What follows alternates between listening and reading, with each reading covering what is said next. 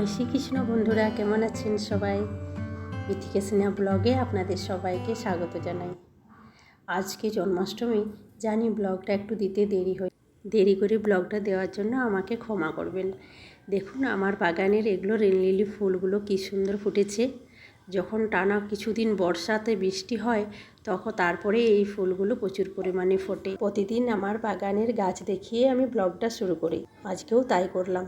চলুন, আজকে জন্মাষ্টমীতে প্রচুর রান্না আছে, আর বেশিক্ষণ বাগানে কাটাবো না।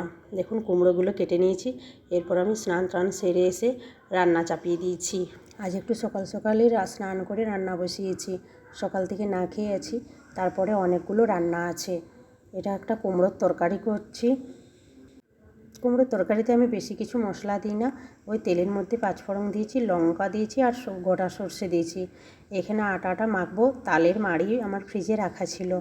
আমার শাশুড়ি মা তাল মেরে বাসে করে দিয়ে পাঠান গ্রাম থেকে, আর আমি সেটা ফুটিয়ে গুড় দিয়ে ফুটিয়ে তারপর ফ্রিজে রেখে দিই। এখানে কুমড়োতে আমি ছোলা দিলাম, ছোলা দিলে কুমড়োর তরকারিটা খেতে ভালো লাগে। আপনারাও ট্রাই করে দেখবেন। আর দেখুন তালের লুচিগুলো বেলা আমার হয়ে গেছে, আর লুচিগুলো ফুলছেও খুব সুন্দর। ছেলে আমার লুচি খেতে খুব পছন্দ করে, আমাকে প্রায় সময় বিকেল দিকে লুচি করে দিতে হয়। আর তালের লিচুতে খুব সহজ, তাল দিয়ে মেখে দিলাম তালমাড়ি দিয়ে, আর কিছু লাগে না। আটাতে কালো জিরে বা তেল কিছু দিতে হয় না। তালমাড়ি ফোটাবার সময় আমি গুড় আর নুন দিয়ে ফুটিয়ে ফ্রিজে রেখে দিই, 7 দিন 8 দিন পর্যন্ত আমি সেই মাড়িটা ব্যবহার করতে পারি। একদিকে তালের লুচিও করছি, আবার একদিকে রুটিও করতে হচ্ছে, কারণ আমার হাজব্যান্ড তেলের জিনিস একদম খেতে চায় না, তাই ওর জন্য রুটি। চলুন, রান্না মোটামুটি শেষ, এরপর কৃষ্ণ ঠাকুরের পুজোটা সেরে নিই।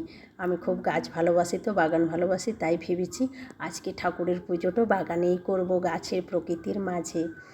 তার জন্য আমি আমার চাপা টগরের গাছ থেকে একটা ছোট্ট পাতা নিয়েছি, আর একটা ফুল দিলাম, ছোট্ট গ্লাসে করে জল দিলাম। ছেলেকে দিয়ে ঠাকুরটা নামিয়ে দিতে বললাম।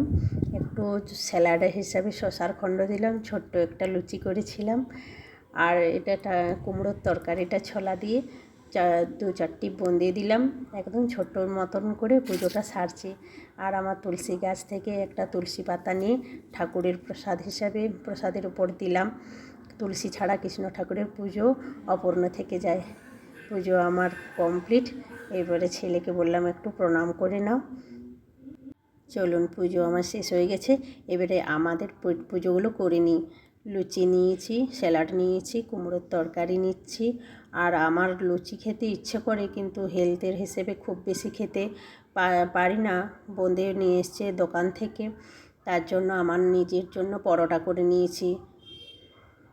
তাহলে ভাবুন, আমাকে 3 রকম খাবার তৈরি করতে হচ্ছে। একদিকে রুটি, লুচি ছেলের জন্য, পরোটা নিজের জন্য, আর একটা করে কলা নিচ্ছি। এটাই হলো জন্মাষ্টমীতে খাবারের থালা। এখন ঘড়িতে 1:30 মতো বাজে। সকাল থেকে উপোস দিয়ে 1:30টার সময় খেলাম। ছেলের খেলা দেখছেন, বিছানা একদম জড়ো করে ছোট ছোট বিস্কুটের প্যাকেটগুলো নিয়ে এগুলো নিয়ে ওর খেলা। আমি সব কিছু বেশিরভাগ পতঞ্জলিরই ব্যবহার করি। এই বিস্কুটের টেস্টও খুব ভালো। ছেলে তো আর অন্য বিস্কুট খেতেই চায় না। বিকেল দিকে বললাম একটু চল যোগা করতে বস, ফুল গাছের কাছে আমার, ওকে একটু যোগা করতে বসিয়েছি। আজকের ব্লগটা এখানেই পূর্ণ করছি। সবাই ভালো থাকুন, সুস্থ থাকুন, দেখা হবে পরের অন্য একটি ব্লগে।